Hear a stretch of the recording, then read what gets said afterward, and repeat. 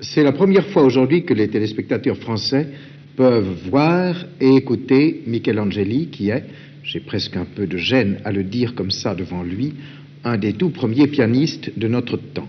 Et moi-même, c'est la première fois que je le vois, à tel point que je ne sais même pas s'il parle français ou non. Vous parlez français? Vous préférez ne pas parler français, ce qui indique que vous comprenez le français, que vous préférez ne pas le parler, de même que moi je comprends un peu l'italien et je suis dans l'impossibilité absolue de le parler.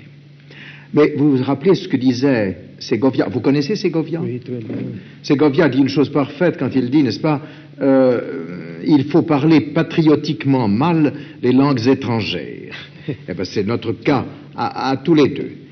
Cela dit, est-ce que je vous inquiète, est-ce que je vous impressionne si je vous dis comme cela, quel homme êtes-vous? Non credo che dipenda da me poter dire questo. Non ho mai pensato a me. Vous ne pensez pas à vous? Non. C'est presque de la sainteté, vous savez. Là, vous faites penser à Liszt, à qui un jour quelqu'un qui l'abordait dans la rue et qui lui dit « Bonjour, comment allez-vous ?» s'entend répondre par Liszt « Oh, moi, vous savez, je ne m'en inquiète pas, je ne pense jamais à François Liszt. » C'est une parenté Questo non lo flatteuse. sapevo. Conosco molte cose di Liszt, ma questa non la conoscevo. Eh bien, je peux vous l'affirmer, ce mot est tout à fait authentique. Et d'ailleurs, je ne suis pas le seul à qui vous ayez fait penser à Liszt, car il y a quelqu'un, un très grand artiste français, que vous avez peut-être connu, qui était Alfred Cortot, et qui, lorsqu'il vous a entendu au concours international de Genève, vous aviez 19 ans, a dit que vous étiez Liszt réincarné. C'est une belle définition. Est-ce que vous l'avez bien connu, Cortot? Sì, molto bene. Vous l'admiriez? Molto bene, che c'era molta amicizia fra di noi. Mais dites-moi, c'était à 19 ans que vous avez eu votre prix au concours international de Genève. Mais quand les choses ont-elles commencé musicalement pour vous? Vous êtes né près de Brescia, je crois. Sì, montagna. Dans la montagne? En pleine nature? Sì. Vous étiez d'une famille de musiciens? Professionalmente no, ma amatore di musica, come si dice. Et vous avez commencé la musique à quel âge? Credo di essere sempre stato con la musica. Vous êtes né dans la musique, vous ne vous rappelez même plus l'âge à laquelle vous avez commencé. Mais moi qui le sais, je vais vous le dire, vous l'avez commencé à 3 ans. Vous avez commencé le violon à 3 ans, car vous étiez violoniste avant d'être pianiste. Pourquoi est-ce que vous avez quitté le violon pour le piano? È stata una cosa accidentale, momentanea, e poi sono rimasto col pianoforte. Comment se fait-il que nous vous ayons si peu entendu en France? Pourquoi êtes-vous venu si rarement à Paris? Une seule fois, je crois bien, en 1950. Pourquoi cela? Non saprei dirlo neanche io. Non c'è una ragione specifica, non c'è. Mais quoi, vous attendiez? On a dû vous inviter à Paris. Forse si vede che io non l'ho saputo. Vous avez joué dans l'Italie tout entière, certainement.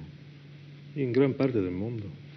Dans une grande partie du monde. Et alors pourquoi est-ce que la France, spécialement, était exceptée? Ah, ça, je veux le savoir. Non da me. C'est pas de votre faute. Da me, no? Vous allez jouer prochainement, je crois, à Paris. Sì, in gennaio, credo. Vous jouez le 23 et le 24 de ce mois. Qu'est-ce que vous jouez à la Société des concerts du Conservatoire, c'est-à-dire, si je me trompe, au Théâtre des Champs-Élysées? Vous jouez quelle pièce? Grieg concerto. Oui, E Liszt Totentanz. la danse des morts de Liszt, avec Georges Prêtre au pupitre, il me semble. Est-ce que vous avez l'intention de donner un récital plus tard à Paris? Io credo in giugno. Au mois de juin, un récital. Donc nous vous verrons 2 fois cette année. Et après cela, vous jouerez peut-être en province française. Ancora non so. Vous ne savez pas. Vous êtes un peu indécis. Vous devez être un homme timide, au fond. All'infuori della musica sì, solo con la musica non sono timido. Dites-moi, vous avez parcouru, me dites-vous, le monde entier, ou peu s'en faut. Vous avez joué aux États-Unis, en Amérique? Sì, 2 anni sono stato. Je me rappelle un jour Horowitz qui m'a dit qu'il y avait tellement de villes en Amérique où l'on pouvait jouer, presque 2000, qu'au fond, on pouvait jouer pendant 50 ans avec 40 récitals par an sans jamais jouer 2 fois dans la même ville. Il y a peu de pays qui soient dans ce cas-là.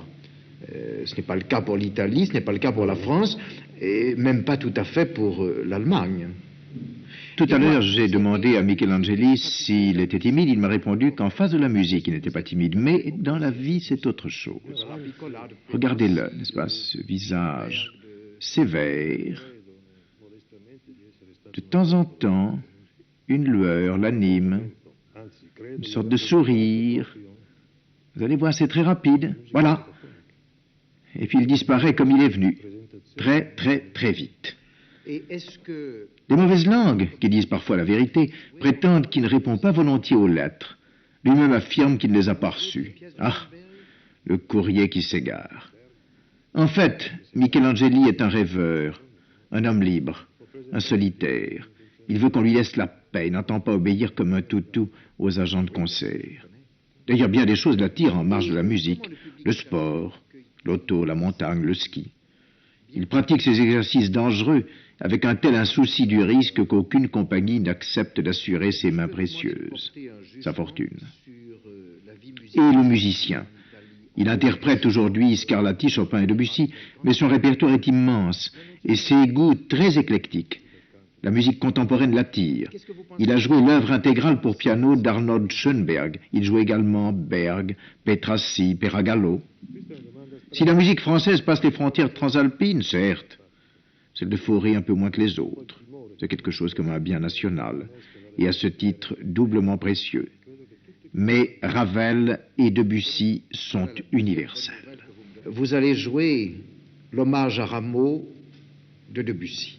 Laissez-moi vous dire que c'est un très grand honneur pour nous d'entendre cet hommage que Debussy a rendu à Rameau et qui est rendu aujourd'hui par un des plus grands pianistes du monde à la France.